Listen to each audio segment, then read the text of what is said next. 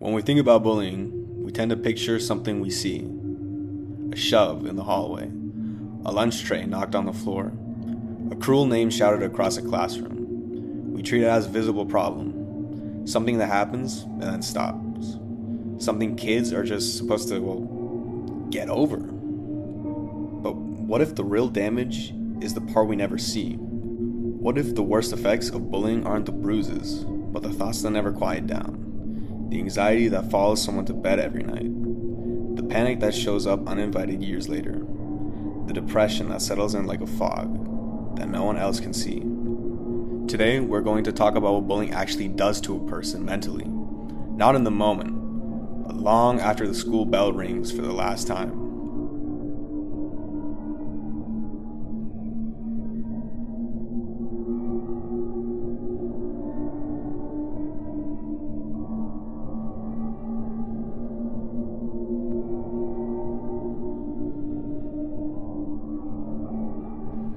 There's a tendency to frame bullying as a childhood problem, something that exists within the walls of a school and dissolves in the moment you graduate. But research tells a very different story. A study referenced in Phi Delta Kappan found that as adults, those who say they have been bullied, plus those who are both victims and aggressors, were at higher risk for psychiatric disorders compared to those with no history of being bullied. Those who had been victims had higher levels of depressive disorders, anxiety disorders, generalized anxiety, panic disorder, and agoraphobia. Now read that again. Agoraphobia. A fear of leaving the house, a fear of open spaces, of crowds, of the world itself, potentially rooted in an experience that happened decades earlier, in a school cafeteria or in a playground. This is just not a small thing we're talking about.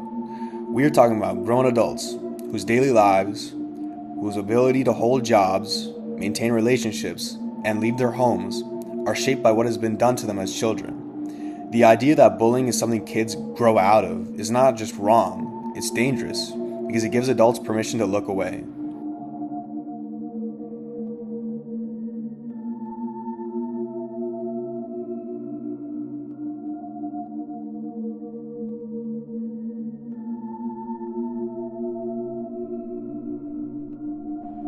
One of the cruelest ironies of bullying is that it doesn't just hurt, it hides. Victims are often least likely to show what they're going through, and that invisibility makes everything worse. A piece from NewsRx Health puts it plainly. Pupils who are constantly plagued by thoughts about or images of painful experiences, and who use much energy to suppress them, will clearly have less capacity to concentrate on schoolwork, nor is this usually easily to observe. They often suffer in silence. Think about what that actually looks like. A child sitting at a desk, pencil in hand, staring at a math problem they cannot solve, not because they aren't smart enough, but because their mind is occupied by something far more urgent, replacing an incident from the day before, bracing for what might happen at lunch, running through every possible scenario to figure out how to stay safe. That kind of hypervigilance is exhausting. It is a full-time job, and children are being asked to do it simultaneously with learning, growing and developing into who they are going to be. And when their grades slip, when they disengage, when they stare out the window, adults often see a distracted student, not a traumatized one. The suffering happens in silence.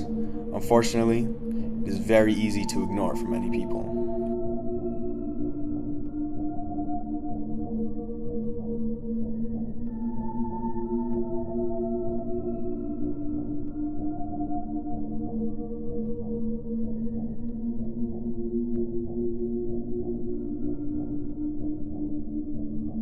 So, what does this add up over a lifetime? What is the full cost of being bullied? Not just academically, not just socially, but existentially. The Telegraph reported findings that deliver a sobering answer.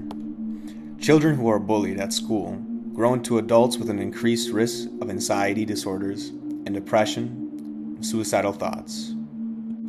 Suicidal thoughts. That is the end point of a road that started with a child being made to feel worthless, unwanted, or unsafe, in a place they were required by law to be in every single day. And this isn't rare. This is an edge case. The research consistently shows that the psychological wounds of bullying compound over a lifetime if left unaddressed. Depression doesn't just appear, it builds, layer by layer, fed by years of internalized shame, helplessness, and a belief that the world is hostile and you are not worth protecting. Anxiety doesn't just show up in a day. It gets trained to in a nervous system that has spent years on high alert, never knowing when the next attack would come. These are not character flaws. They are not weaknesses.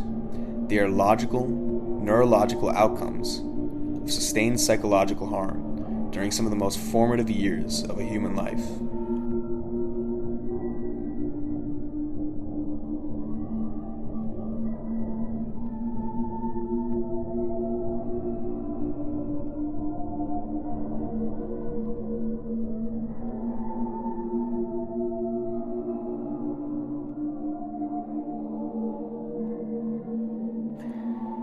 Here's what all of this can come back to. We have a choice about how seriously we can take this. We can continue to treat bullying as a rite of passage, something uncomfortable but inevitable, something kids should learn and to just handle on their own. We can keep asking victims to be tougher, more resilient, to just ignore it. Or we can look at the evidence and accept that bullying is not a childhood inconvenience. It is a source of genuine psychiatric harm. It raises the risk of depression, anxiety, panic disorder, agoraphobia, and suicidal ideation, not just during childhood, but across an entire lifetime. The children in those hallways are not just being teased, they're being shaped in ways that follow them to jobs, to relationships, to quiet rooms in the middle of the night when the rest of the world is asleep. We owe it to them to stop looking away, because the wounds we can't see are often the ones that hurt the most.